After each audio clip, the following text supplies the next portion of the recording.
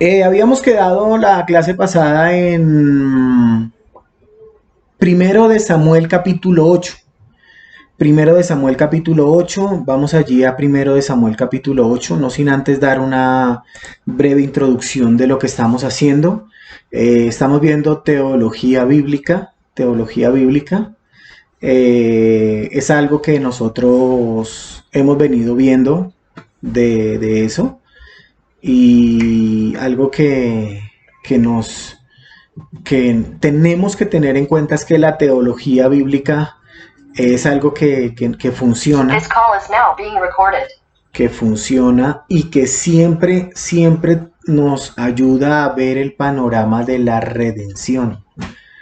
La redención, como bien lo leemos en Efesios 2, 8 y 9, la Biblia nos enseña que porque por gracia sois salvos por medio de la fe, y esto no de vosotros. Realmente es un don de Dios, es solo por gracia, solo por Cristo, solo por la palabra. Y algo que nosotros tenemos que ver en el plan de redención es que desde Génesis hasta Apocalipsis, Cristo es revelado, es una sola historia. Aquí no son varias historias, es una sola historia la que estamos nosotros viendo. Y es una historia de redención, de salvación. Dios es un Dios de amor, amén. Pero también es un Dios justo y veraz. Amén, amén. Y a ese Dios es el que tenemos que darle cuentas. Y nosotros veíamos desde Génesis hasta ahorita en el libro de Samuel cómo Dios se ha venido revelando progresivamente a través del único plan de salvación que Él tiene. Dios no tiene plan A, plan B, plan C, tiene un solo plan y lo llevará a cabo sí o sí. Punto. Ya está. Nosotros como creyentes algún día estaremos frente a Él en la vimá de Cristo. Dice primero a los Corintios capítulo 3 que nuestras obras han de ser juzgadas. Todo lo que tú pensaste, todo lo que tú hablaste, todo lo que tú hiciste, o todo lo contrario, lo que no hiciste, lo que dejaste de pensar, lo que dejaste de hablar, en algún momento serán juzgadas nuestras obras por fuego. Pero, también para los incrédulos o no creyentes viene el gran juicio del trono blanco. En Apocalipsis nos lo muestra. En ese orden de ideas, Dios ya tiene un plan y lo llevó a cabo. Listo. Eso es todo, no es más. ¿Qué estamos haciendo nosotros? Realmente lo que nosotros estamos haciendo es mirar la teología bíblica. Cristo y solo Cristo revelado, manifestado en la palabra de Dios. No hay un milagro tan grande que ver a un hombre transformado por la sangre de Cristo. No lo hay. No lo hay. Y en el plan de redención, la Biblia nos muestra que hubo un momento en que el pueblo de Israel dijo, danos un rey. Dios había establecido que les iba a dar un corregente, un príncipe, pero ellos pidieron un rey. ¿Cuál es la diferencia entre corregente y príncipe a ser rey? Jehová es el rey, Jehová es rey, y él quería que la persona que él mismo escogiera fuese gobernado por su Santo Espíritu, como lo vamos a ver, y que obedeciera única y exclusivamente a Dios. Única y exclusivamente a Dios. No más. No más. Pero el pueblo se adelantó y pidieron un rey. Vamos por un momento a primero de Samuel capítulo 8, no sin antes orar y pedirle a Dios que tome el control de este tiempo, porque sin Él yo no soy nadie. Padre, gracias. Gracias porque tú eres muy bueno, porque para siempre es tu misericordia. Padre, gracias porque antes estábamos alejados de ti, separados de ti hoy. Tú, por la sangre poderosa de tu Hijo unigénito, quien vino a este mundo, murió por mis pecados, resucitó al tercer día y hoy está a la diestra tuya, Señor, es que podemos acceder al trono de la gracia. Señor, gracias, porque es por tu palabra que nosotros somos edificados, que tu pueblo es edificado.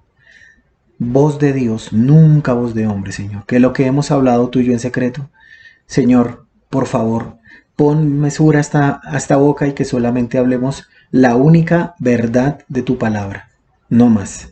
Señor, toma tú el control porque tú eres Dios.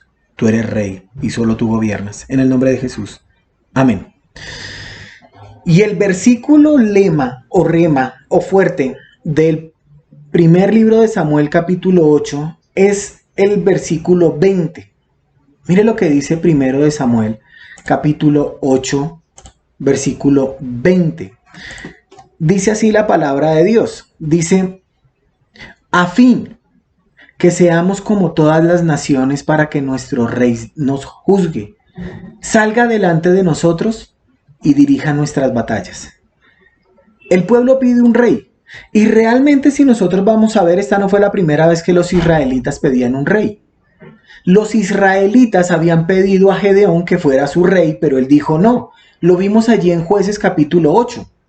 Abimelech, uno de los hijos de Gedeón, persuadió al pueblo de Siquem para que lo hicieran rey. Lo vimos en Jueces capítulo 9. ¿Recuerdan que dijo un árbol y otro árbol y otro árbol? Pero ¿por qué se estaban acercando a pedir un rey? Bueno, en vista de las diferencias entre las tribus, quizás pensaron en que un rey podía unificarlos. Eso era lo que ellos querían. Pero ¿por dónde se le metieron a Samuel? Samuel es un hombre de Dios. Samuel realmente era un hombre que fue pedido a Dios. Un hombre que se guardó, un hombre que solamente veló por el bien de su pueblo. Y versículo 6 nos dice a nosotros, 8:6, nos dice aquí así la palabra de Dios en 1 de Samuel capítulo 8 versículo 6. Dice, pero fue desagradable a los ojos de Samuel que dijeran, danos un rey que nos juzgue. ¿Y qué hizo Samuel? Los agarró a todos y que descienda fuego del cielo. Que los acaben a todos, Señor, porque bien merecido que sí lo tienen. Samuel oró al Señor.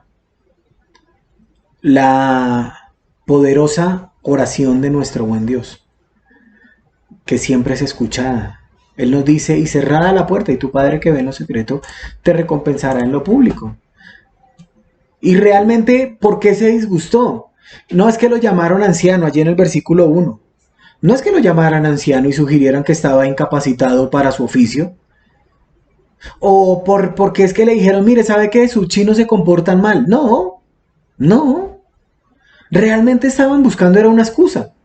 Cuando dijeron, danos un rey para juzgarnos, lo que le disgustó fue que ellos estaban por cambiar su forma de gobierno, su forma de administración, su forma de autoridad. No solo para quitarse a él y sus hijos de encima. ¿Sabe a quién se querían quitar de encima? A Dios mismo. Porque él era el rey sobre ellos. ¿Saben cuál es la consecuencia enorme y funesta, grave y peligrosa de hacer una cosa de estas? De desechar a nuestro Dios, a nuestro único Dios, por encima de hombres. Es que fulano de tal es divino. Eso cuando sale allá se ilumina todo eso. Es una desdicha, es una desgracia. Realmente produjeron un gran malestar tanto para la gloria de Dios como para su propio bienestar, su propia prosperidad, llamémoslo así, porque realmente estaban colocando a las personas por encima del Dios vivo y verdadero. Pregunta en esta noche, ¿realmente quién está por encima? ¿Quién está por encima de ti, de mí? ¿Mis hijos? ¿Mi esposa? Porque si leemos bien 8:20, que es el que estamos escudriñando fuertemente antes de entrar a ver el perfil de Facebook de Saúl, dice que ellos quieren ser ellos. Dice, es que yo quiero ser como las otras naciones, para que mi rey, nuestro rey, salga delante de nosotros y dirija mis batallas. ¿Y es que acaso Dios no lo había hecho? Pero ellos lo que querían era esto. Dios había anticipado la monarquía. Dios ya lo sabía. Allí en Génesis, desde Génesis 17, pasando por Números 24 y estableciendo normas, leyes, mandatos, ordenanzas en Deuteronomio 17. Gedeón, sin embargo, había rechazado la oferta del pueblo de ser rey porque creía que solo el Señor era su Señor, su Rey, su Dios, su monarca legítimo. Samuel creía que el deseo del pueblo de tener un rey era una manera de rechazar la autoridad del Señor y de ignorar su providencia. ¿Por qué oró? ¿Por qué oró? Realmente cuando nosotros oramos es para conocer su mente, su pensamiento y su voluntad y qué respuesta quiere darle y así actuar. Lo que pasa es que nosotros a veces oramos, Señor, mira, por favor, te lo pido, te lo suplico, cambia a mi hijo, y es que hierro con hierro se aguza, y es que el chino ya me tiene muy afilado, mire, por favor. No. ¿Quién tiene que cambiar realmente? Me parece muy triste cuando un hijo le dice, mamá, papá, es que tú no has sido de testimonio para mí. Espero que nunca, nunca se lo hayan dicho a usted, porque eso es muy triste. Igualitico al abuelo cascarrabias. Pero el abuelo tenía cosas buenas, sí, pero es que usted le sacó el mal temperamento, el mal genio.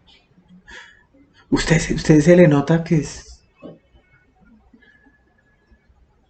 Tenemos que conocer la mente y los pensamientos de Dios, saber su voluntad y así poder actuar.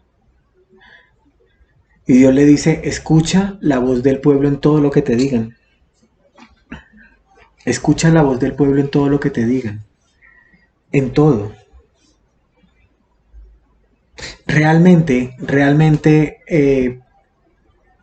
Dios estaba diciendo, yo no lo apruebo. Yo no lo apruebo. Dios no quería eso. Está bien, pero voy a permitirlo, voy a acceder, voy a aceptar lo que ustedes están pidiendo como castigo. Ojo con esto, como castigo por su deslealtad e ingratitud, y vamos a llamarlo de alguna forma, por un juicio veraz por su mala conducta con él. Porque con ira accedió a su solicitud. Ira de la ira. Mire lo que dice Oseas. Ahí al margen de 8, venga, yo le digo de cuál. Ahí al margencito de 8:5, por favor coloque este versículo. Oseas capítulo 13. Oseas 13:11. Mire lo que dice Oseas 13:11. Te di rey en mi ira, dice Jehová, y te lo quité en mi furor. Sí le dio rey, pero en la ira de Jehová. ¿Y sabe cómo se lo quitó? En furor. Dios sabía perfectamente que habían rechazado era a Jehová. Él sabía perfectamente que a él lo habían rechazado, porque no quería que reinara sobre ellos. Realmente no habían rechazado a Samuel, porque él continuó con su ministerio. O sea, tanto que llegaron allá, no, que es que sus chinos están mal y que es que usted ya está viejo, pero él continuó con su ministerio hasta que murió. Rechazaron total y abiertamente a Dios. El pueblo rehusó, repudió, rechazó por completo el gobierno único y especial del Rey de Reyes y Señor de Señores. Y nosotros, ¿saben que últimamente me he dado cuenta que ponemos por encima más a lo que piensen, opinen y digan los hombres que lo que dice Dios? O sea, si un pastor, predicador, maestro, llámelo como quiera, dice cualquier cosa, le creemos. Y oiga, sí, tiene razón. Oiga, yo no había pensado en eso. ¡Claro! ¿Y por qué más bien no oramos? Conocemos su pensamiento, su voluntad y así actuamos. Porque es que a veces pensamos y actuamos en emociones. Y no nos damos cuenta que estamos rechazando es la palabra de Dios y poniendo por encima pensamientos de hombres. Entendemos por qué es importante leer la palabra de Dios como nos fue entregada. A mí no me gusta cuando cogen un versículo aquí, un versículo allá, otro versículo de acá y ¡puf! Armaron una teología diccionaria. Una nueva palabra. La naturaleza de desechar al Señor por parte de Israel se explica en los versículos que estamos estudiando, 19 y 20. El consejo que dio de no pensar en un rey, sino contentarse con el gobierno bajo el cual estaban. Él quería era, no piensen en un rey, vengan. Pero el pueblo no escuchó esto. ¿Saben por qué? Porque a veces tenemos los oídos cerrados, los ojos totalmente cerrados y el entendimiento completamente entenebrecido. El pueblo no escuchó a pesar de todos los inconvenientes que acompañarían tal cambio. A pesar de las advertencias de Samuel, el pueblo exigió un rey. Punto. Danos un rey. Pero es que está bien lo que está haciendo. Pues sí, está un poquito mal, pero no importa. Ok, si cogemos una botella de agua, 100% natural, 100% bebible, y le echamos una sencilla gota de cianuro, realmente no la tomamos. Una gota, pues que puede hacer daño una gota, sin agitar. ¿Por qué con la palabra de Dios estamos permitiendo tantas cosas? El versículo 19 dice, pero el pueblo no quiso oír la voz de Samuel y dijo, no, sino que habrá rey sobre nosotros. Están poniendo al hombre por encima. ¿Por qué? Dice versículo 20, y nosotros seremos también como todas las naciones, y nuestro rey nos gobernará y saldrá delante de nosotros y hará nuestras guerras, para que también nosotros seamos como todas las demás naciones. Aunque eran esclavos, iban a ser esclavos, estaban sometidos, estaban sujetos, tenían un yugo, pero este pueblo quería ser como los demás. ¡Qué curioso! A veces hablamos de una denominación o hablamos de otra iglesia o hablamos de otras sectas. No, que es que los testigos de Jehová son. No, es que los mormones son. No, es que lo que pasa es que los carismáticos son. Y yo digo que cuando llegue el arrebatamiento del Señor realmente nos vamos a llevar una mano de sorpresas. Pero cualquier cantidad de sorpresas nos vamos a llevar porque ¿quién eres tú que juzgas? Hombre, dice la Biblia. Realmente ellos se estaban dando cuenta que las demás naciones estaban con un yugo, estaban sometidos, esclavizados, pero ellos dijeron, no, queremos ser como las demás naciones. Ese fue su mayor honor y gloria. Esa fue su mayor felicidad. Pero Dios le dijo, ustedes no tienen que ser como las demás naciones. Dios iba a ser su rey, único, especial. Las demás naciones no tenían a ese Dios verdadero. Y querían que dirigiera sus batallas. Imagínense eso. El pueblo de Israel se sentía más cómodo como un rey, con un rey así físico, como líder militar y un ejército en vez de confiar en Dios para que los protegiera de sus enemigos. Yo salgo a correr a tal parte antes de orar y decirle, Señor, tú puedes. Tú puedes transformar el corazón de mi hijo, el corazón de mi hija. Pero me desespero, grito, pataleo, ¿y sabe cómo queda mi testimonio? Por el suelo. Israel ya no deseaba que el Señor fuese su guerrero. Deseaba sustituirlo por un rey humano. Así fue que Israel rechazó al Señor. Y el problema no era tener un rey, sino más bien la razón por la que el pueblo quería un rey. Esto es, para ser como las demás naciones. ¿Saben cuál es el problema del cristiano? Que el cristiano no entiende que no puede tener negocios con la gente de afuera. No, es que lo que pasa es que yo me quiero comportar como la hermanita corazón, como la hermanita sentimental, como la hermanita que me da buenos consejos. Y es cristiana, te usa la palabra de Dios. No, pero da unos consejos, vea, chéverísimos. Uy, qué consejos tan buenos da esa mujer. Es psicóloga, socióloga, humanista. Cree en Darwin. Se sabe todas las palabras de Nietzsche. Y por eso da unos consejos, vea, chéverísimos. ¿Y qué dice Dios? ¿Sabe? Mi pueblo se perdió por falta de conocimiento. Y llegamos al perfil de Facebook de un hombre llamado Saúl, porque claro, tenían que escogerlo. Tenían que escogerlo. Y mire lo que dice el capítulo 9. Me encanta lo que dice capítulo 9. Capítulo 9 dice aquí así. Había un varón de Benjamín, hombre valeroso, el cual se llamaba Cis, hijo de Abiel, hijo de Seror, hijo de Becorar, hijo de Afia, hijo de un benjamita. Si algún día necesitan un nombre, no vayan a ese versículo, por favor. Y tenía un hijo que se llamaba Shaul, joven, hermoso. Entre los hijos de Israel no había otro más hermoso que él, de hombros arriba sobrepasaba a cualquiera del pueblo. Saúl. Dice el otro era... Y de primero de Samuel, capítulo 8, versículo 1, a primero de Samuel, capítulo 15, versículo 35, vamos a ver el perfil de este hombre. Pero no sin antes recordar, si el pueblo no quiere, dijo Jehová, que yo sea su rey, dales un rey.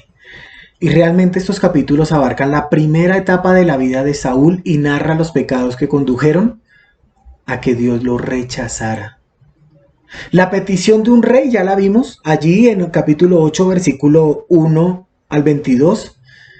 Jehová Dios había sido rey de Israel y había cuidado a la nación desde sus inicios. Pero ahora los ancianos de la nación querían un hombre para que los dirigiera. Su petición fue llevada por varios factores. Los hijos de Samuel, primero, los hijos de Samuel no eran piadosos. Y los ancianos estaban inquietos, tenían miedito, que cuando Samuel muriera llevara a la nación nuevamente a descarriarse, a perderse, a degenerarse y a corromperse. Pregunta, ¿cómo estaban? Estaban corrompidos, degenerados, perdidos y descarriados. ¿Saben por qué? Porque no tenían la palabra de Dios. Creían que tenían la palabra de Dios. Ojo con esto. Creían que la tenían, pero no la tenían. Número 2. La nación tuvo una serie de líderes temporales durante el periodo de los jueces. Y los ancianos querían un gobernante más permanente, duradero, estable y fijo.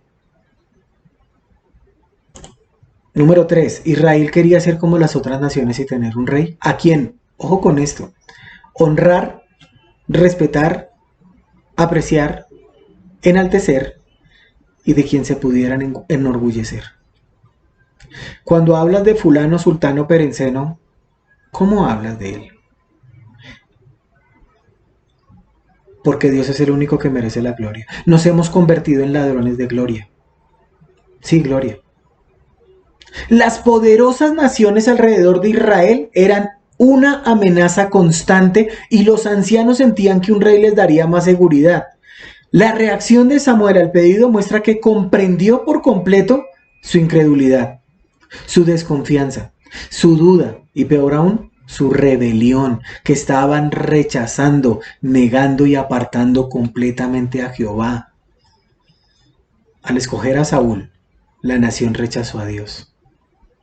Y saben, aquí tenemos una ilustración de la voluntad permisiva, tolerante y aceptable de nuestro Padre nuestro que estás en el cielo. Es que yo voy a hacer esto. Miren, si alguna vez piensan en esta frase, pilas. Dice, es que yo allí no veo ningún peligro. Yo en ese negocio no veo ningún riesgo. Tiemble. Es que yo veo que mi hijo no es como los demás. Sí, se la pasa metido en el Face y mirando YouTube, pero no es como los demás. No sale, no hace, no. Yo ahorita los chinos ya me provoca sacarlos al parque. Les concedió su petición, pero realmente les advirtió lo que les costaría. La nación escuchó a Samuel y luego, de todas maneras, pidieron rey. Querían ser como las demás naciones, aun cuando Dios los llamó a que fueran un pueblo separado de las naciones. Todo esto para explicar quién es Saúl y cómo fue traído a Samuel y ungido en privado para ser rey. ¿Cómo describe la Biblia a Saúl? Primero de Samuel capítulo 9, versículo 2 nos dice que era joven y bien parecido y además altico, que ningún israelita podía compararse con él, pues no había nadie que le pasara de los hombres. de los hombros, perdón. Aparte de eso, decía que era un chino obediente. Era un chino obediente. Mire lo que dice versículo 3 y 4. 9, 3 y 4. Quis tenía un hijo llamado Saúl, que era joven y bien parecido, y además alto. Ningún israelita podía compararse con él, pues no había nadie que le pasara de los hombros. Como aquí se le perdieron unas burras, unas asnas, le dijo a su hijo Saúl: ve a buscar las burras, llévate a uno de tus ayudantes. Saúl y uno de sus ayudantes fueron a buscar las burras por las montañas de Efraín y también por las regiones de Salisá, Saalim y Benjamín, pero no las encontraron. Aparte de eso, este muchacho era prudente, sensato y cauteloso. Mire lo que dice versículo 5 del 9. Cuando llegaron a la región de Suf, Saúl le dijo a su ayudante: tenemos que regresar. Mi padre ha de estar más preocupado por nosotros que por las burras. Eso es ser cauteloso. Eso es ser prudente. Eso es ser sensato. Pero ¿cómo era la personalidad de ese muchacho? De verdad. Mire lo que dice el versículo 21 del 9. Saúl, sorprendido, le contestó: ¿por qué me dice usted todo esto? La tribu de Benjamín a la que pertenezco es la más pequeña en Israel y mi familia es la menos importante de esa tribu. Samuel le declara completamente quién iba a ser Saúl, lo que le iba a dar, lo que le iba a tocar, lo que le iba a corresponder. Saúl no lo podía creer. ¿Recuerdan por qué? O sabemos o recordamos por qué Saúl reacciona de esta forma. Traigamos a memoria allí en Jueces, cuando todo Israel quería acabar con la tribu de Benjamín, que si no le dan unas mujeres y las obligan a que roben otras, esta tribu se hubiese acabado. Pensemos en esto cuando hablemos y cuando miremos el perfil de Saúl. La humildad y timidez de Saúl eran una expresión de su apropiada valoración de su tribu y humilde valoración de su familia. ¿Por qué pues me habláis así? Saúl comprendió en ese momento el significado de Samuel, que debía ser elegido rey de Israel y que el asunto de un rey estaba en ese momento en la mente y en la boca de todos, pero no podía creer que alguien como él, de una tribu tan pequeña y que surgiera del hijo menor de Jacob, de una familia no solamente indigna, sino completamente infame y despreciable, fuera elevado a tal dignidad. Pero que se estableciera en una persona de gran figura y carácter tremendo. Y por eso, este muchacho no tomó en serio a Samuel.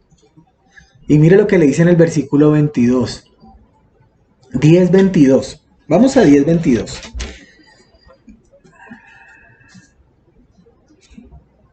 Empieza el sorteo.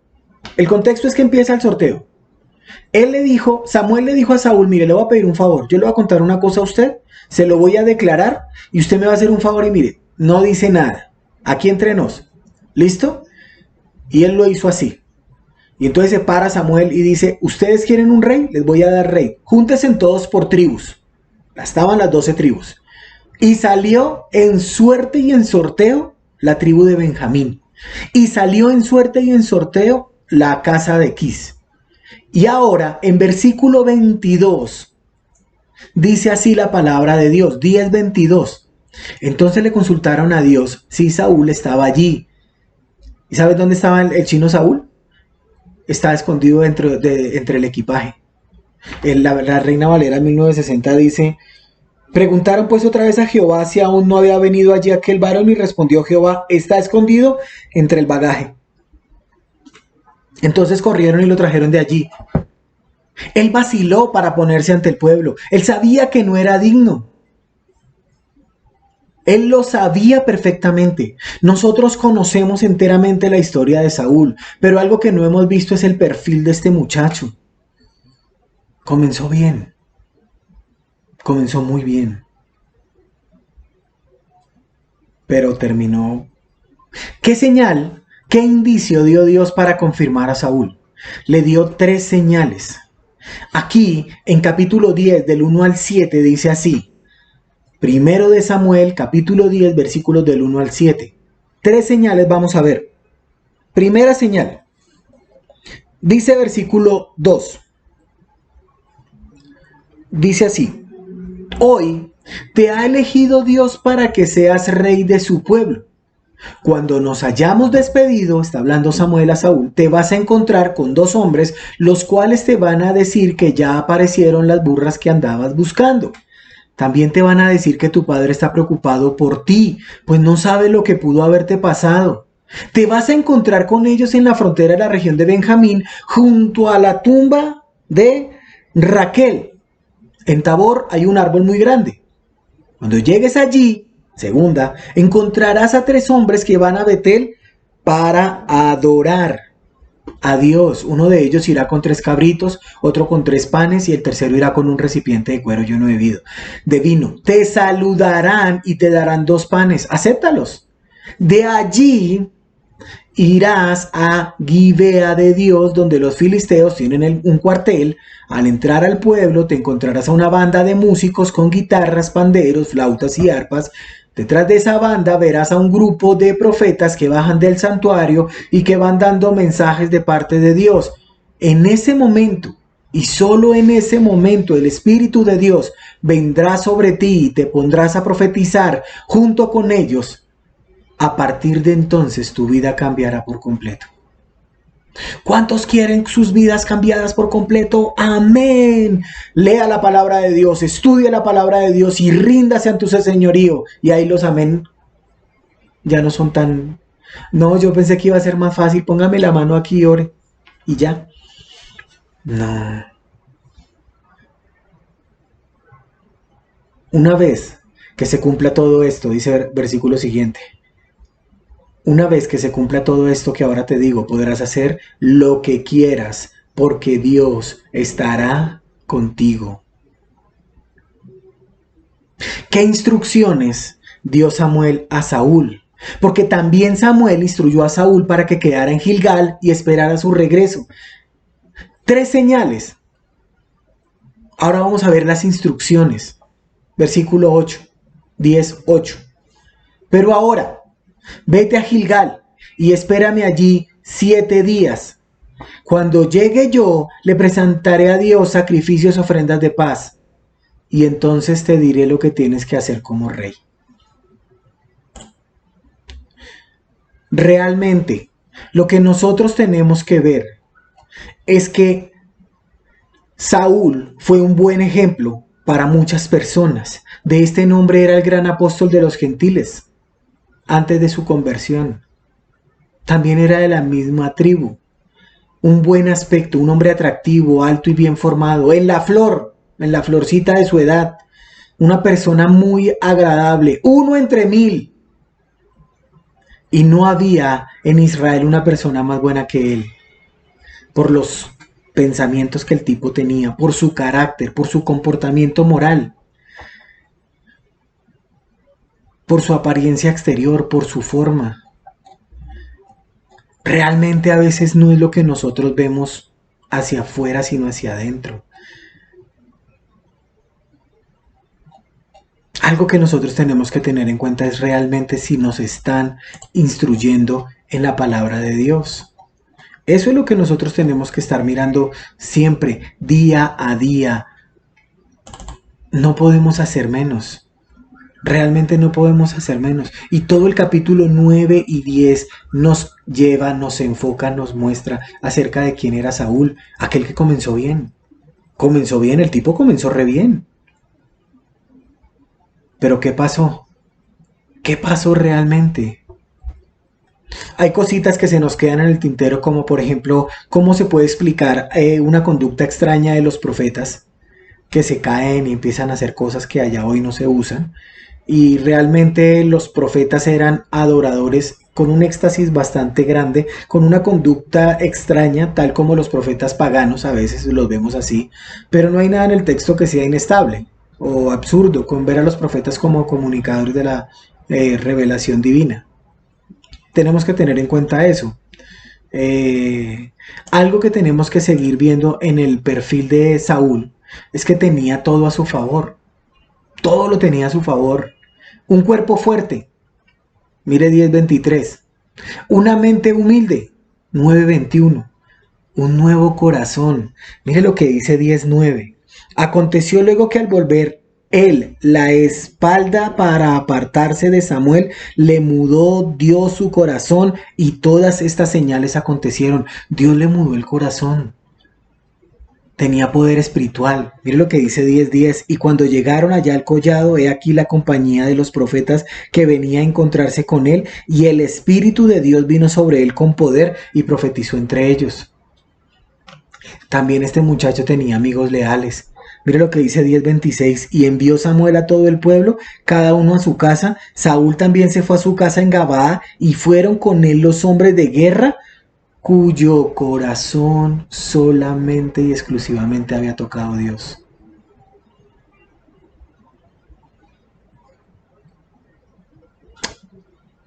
Hemos visto que por gracia somos salvos, por medio de la fe, y eso es de Dios. Sin embargo, a pesar de estas ventajas, de todo esto que hemos visto, este muchacho fracasó miserablemente. ¿Por qué? Porque no le permitió a Dios ser el Señor de su vida. Cuando tú o cuando yo colocamos a otra persona por encima de Dios, le estamos diciendo: no te permito ser el Señor de mi vida. Cuando nosotros tenemos otras prioridades, en lugar de leer, meditar, escudriñar, aunque tengamos el tiempo, porque tiempo para Dios nunca hay. ¿Cuánto quedó el partido ayer de Colombia? 90 minutos. Y algunos dicen: no, yo no veo fútbol. Dijo un amigo: ¿qué hace de 10 de la noche a 3 de la mañana? Cuando tiene insomnio, ¿qué hace? Cuando le queda un vacío, un huequito por ahí de las múltiples actividades, ¿qué hacemos? Es que a veces no nos queda tiempo. No, lo que pasa es que a veces para Dios no hay tiempo.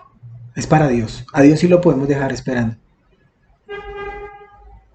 A Dios sí. Al resto no. No es que no le puedo llegar tarde a fulano de tal porque, uy, no, qué pena. ¿Y a qué horas te congregas? No. Ay, 5 minuticos más. Y viene de 1 de Samuel, capítulo 11, a 1 de Samuel, capítulo 12. Esos dos capítulos nos van a mostrar a nosotros la renovación, el cambio del reino. Si nos damos cuenta, en el versículo que leímos anteriormente, dice que Saúl regresó a su casa. Saúl regresó a su casa. Y en realidad él estaba renuente para hablar de su gran experiencia. Tengamos presente esto. Esto fue el principio del reino y todo era nuevo. O sea, todo era nuevo. No había un castillo ya construido y caballos y armas. Samuel era el líder espiritual de la tierra. Y él, o sea, Samuel y Saúl esperaban la dirección de Dios a ver qué va a pasar con el futuro de la nación. Estaba CNN, Caracol, RCN, todos sin los medios modernos de transporte y comunicación se hubieran llevado meses para Saúl y Samuel convocar al pueblo. Y viene la primera incursión de Saúl.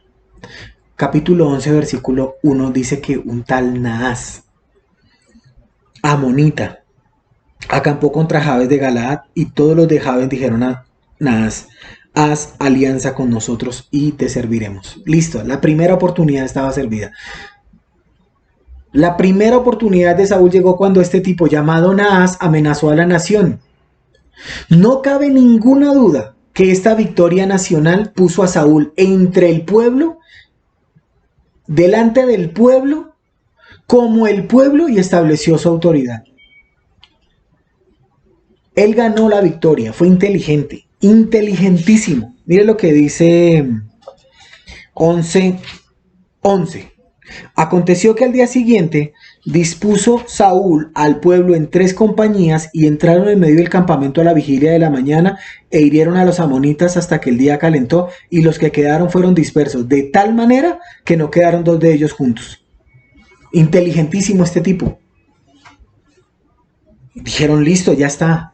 Ya, listo. Ganamos. Pero algo que se me fue. En primero de Samuel capítulo 10 versículo 27, cuando Saúl es ungido, hubo unos personajes que no quisieron que Saúl fuera rey. Algunos de sus allegados querían que Saúl matara a los israelitas que se opusieron al reinado de Saúl. Pero miren este tipo cómo muestra un dominio propio. Qué hermoso Saúl en ese momento. Y dice, en esta hora Jehová de los ejércitos ha dado victoria a su pueblo y a su ungido. Y el tipo dice, nadie va a morir. ¿Qué tanto dominio propio tienes tú?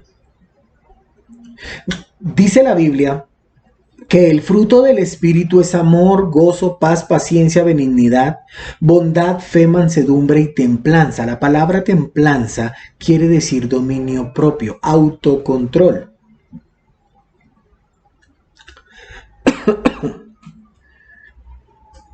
Saúl mostró humildad y dominio propio al darle la gloria al Señor y rehusar vengarse de otros. Esta victoria fue la ocasión para una renovación del reino y una conmemoración y una consagración de la nación. Realmente, lo que nosotros estamos viendo es el perfil de Saúl. Tremendo, cómo comenzó de bien este hombre. Cuando estaba estudiando y ahorita leyendo me acuerdo de esa hermosa carta que le envía el Señor Jesucristo allí en Apocalipsis a Éfeso. Dice, pero has dejado tu primer amor. ¿Sientes que todavía estás en tu primer amor? ¿Para ti es un gozo escuchar la palabra de Dios? ¿Para ti es un gozo estar ahí sentado viendo y escudriñando la palabra de Dios? Porque si nosotros vamos a mirar, Samuel repasó su ministerio y le recordó al pueblo que él fue fiel al pueblo y al Señor. Luego les hizo un breve repaso de la historia de la nación y condujo al pueblo a comprender que pecaron grandemente contra el Señor al pedir un rey. ¿Otra vez? ¿Otra vez? Y dijo, sí, sí y sí. Pero esta vez, ¿sabe qué hizo Samuel? Pidió que viniera grande lluvia.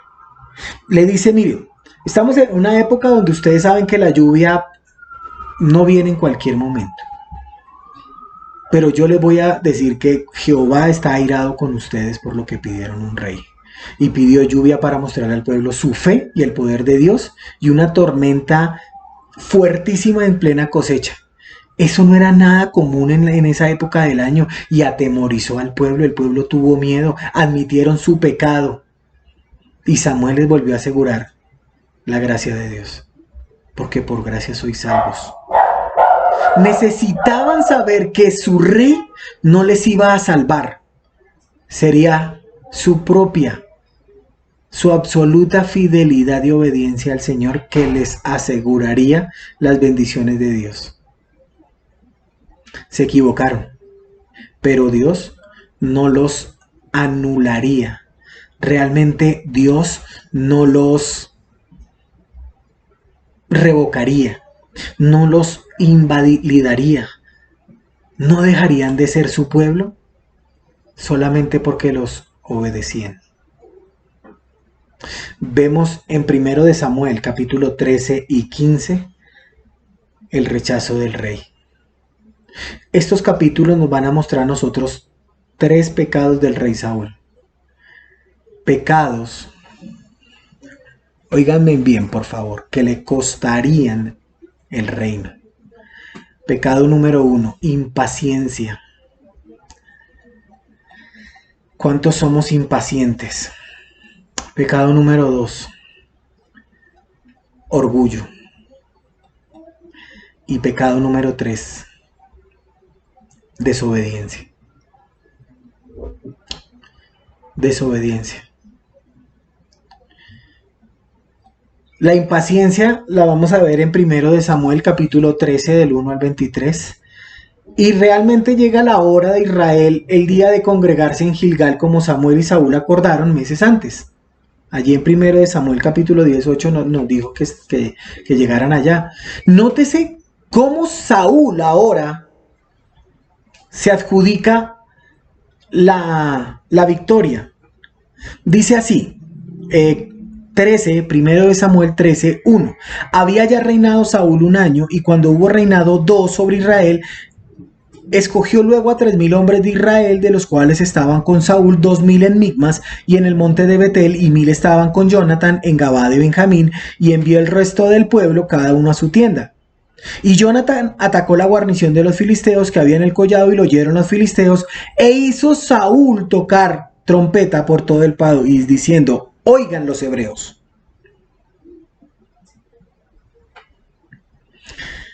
Oigan. Realmente lo que Saúl estaba buscando era impresionar al pueblo y lograr lo que ellos querían. Todas las huestes de los filisteos empezó a reunirse, y mientras más esperaba Saúl, más peligrosa se ponía su situación. Si atacaba, de inmediato podía derrotar al enemigo, pero su demora solo le daba la oportunidad de fortalecer a la horda de los filisteos. Su impaciencia y su incredulidad le condujo a actuar sin Samuel. Sin Samuel. Mire lo que dice 1 Samuel capítulo 13 versículo 11 y 12. Entonces Samuel dijo: ¿qué has hecho? Y Saúl respondió: porque vi que el pueblo se me desertaba, y que tú no venías dentro del plazo señalado, y que los filisteos estaban reunidos en Micmas. Me dije: ahora descenderán los filisteos contra mí a Gilgal, y yo no he implorado el favor de Jehová. Me esforcé pues y ofrecí holocaustos. ¿En serio, don Samuel? ¿Sabe qué estaba diciendo? Pura excusa. Pura y física excusa. Eso era lo que estaba haciendo Saúl, excusándose. Esto es lo que nos narra a nosotros la Biblia, que se está excusando. ¿Sabe a quién le estaba echando la culpa? A Samuel, al pueblo, a los filisteos. El problema que me diste, la prueba que pasé, el dinero que no tenía. Me esforcé, le dijo a Samuel. Pero el profeta sabía la verdad. Este era el principio del fin. Si Dios no podía confiar en algo, en él, tan chiquito, ¿cómo podía confiarle el reino? En lo poco has sido fiel, en lo mucho te pondré. Realmente la impaciencia le costó el reino. En capítulo 14 vemos cómo su orgullo lo tenía ya llevado lo tenía. Jonathan, el hijo de Saúl, era evidentemente un hombre piadoso, porque el Señor le dio a él y a su escudero una victoria sobre los filisteos. Saúl realmente fue solo un espectador. Mire lo que dice 1 Samuel capítulo 14 versículos 16 al 18. Y los centinelas de Saúl vieron desde Gabá de Benjamín cómo la multitud estaba turbada e iba de un lado a otro y era deshecha. Entonces Saúl dijo al pueblo que estaba con él: pasad ahora revista y ved quién se ha ido de los nuestros. Pasaron revista, y he aquí que faltaban Jonathan y su paje de armas. Y Saúl dijo a Ahías: trae el arca de Dios, porque el arca de Dios estaba entonces con los hijos de Israel.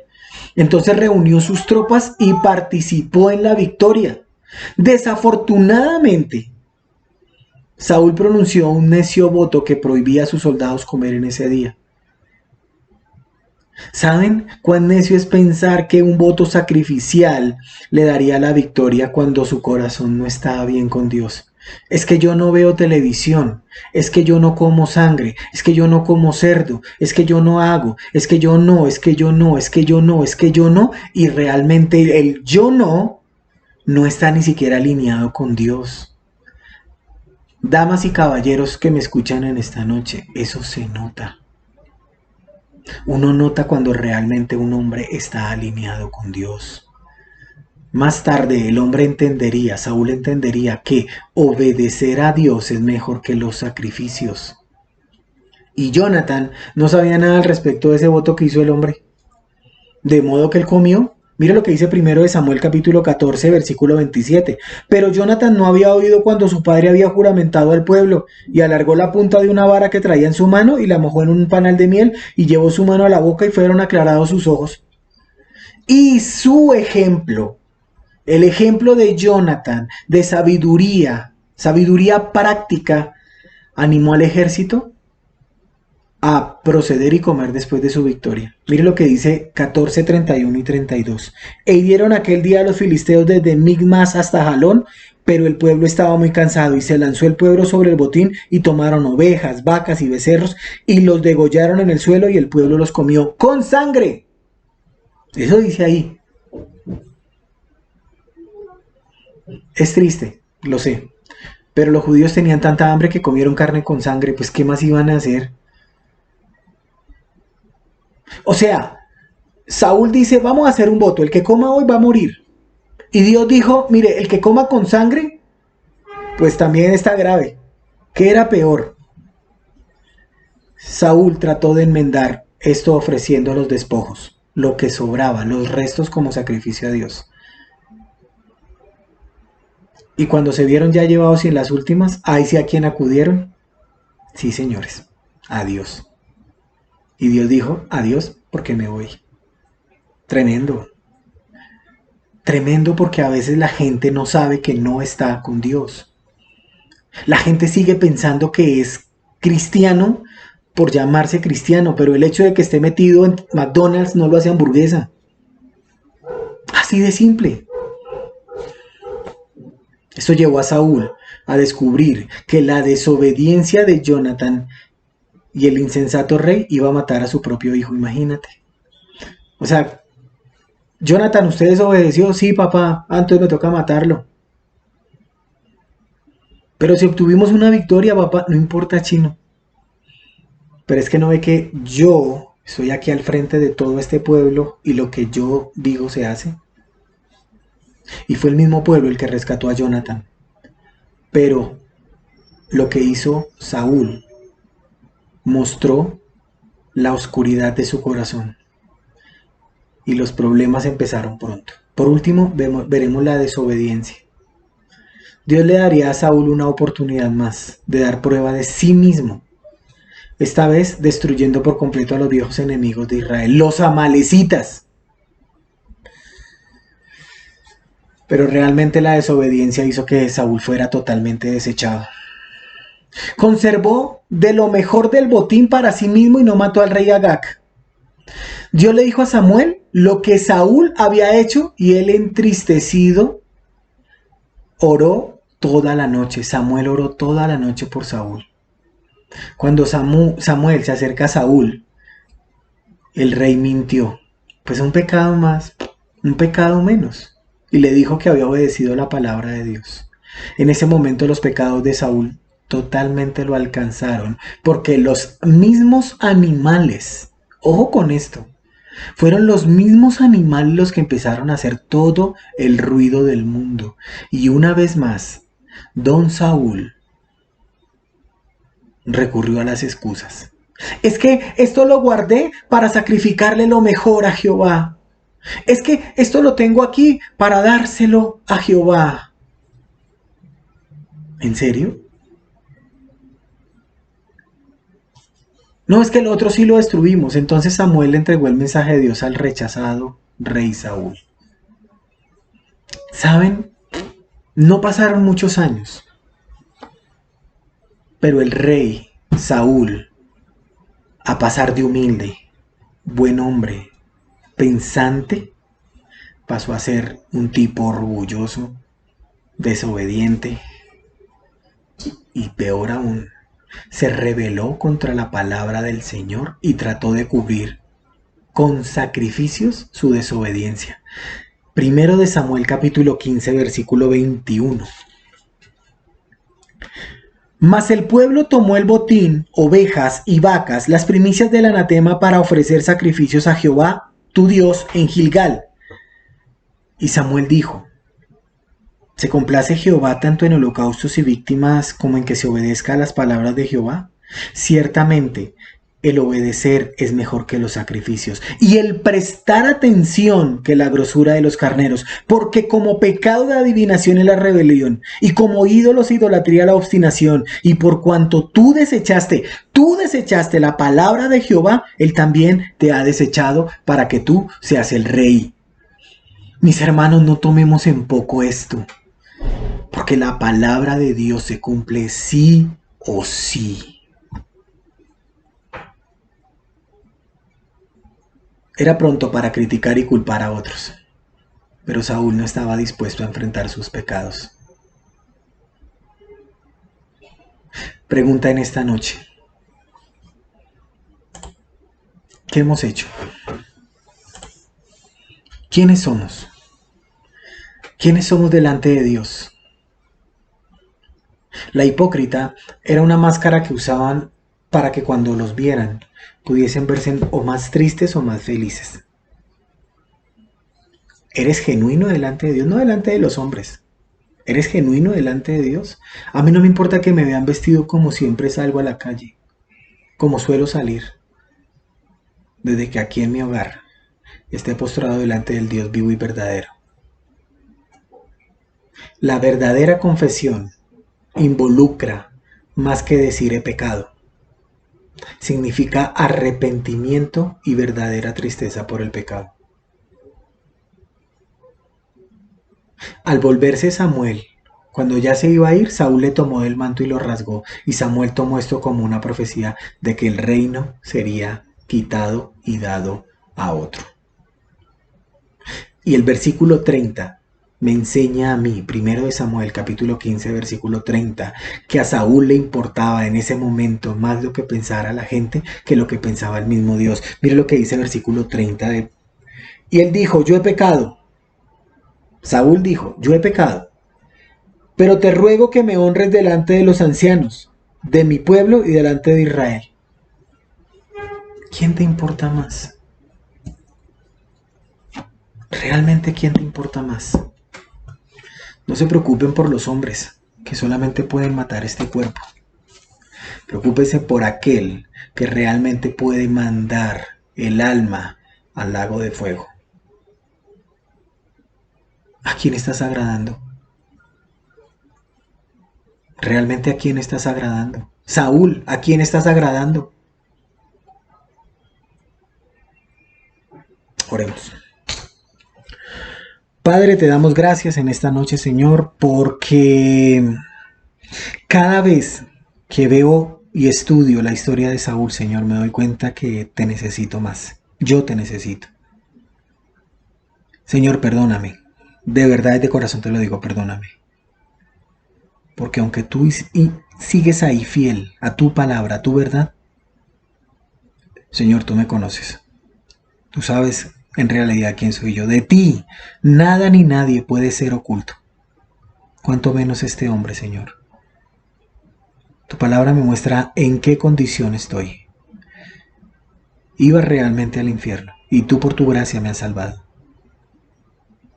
Era, Señor, una escoria de la humanidad. Y tú por tu gracia, Señor, me has hecho salvo y me has hecho libre. Y conoceréis la verdad, y la verdad os hará libres. Gracias te damos, Señor, en el nombre de Jesús. Amén. Mis hermanos, Dios les bendiga, Dios les guarde.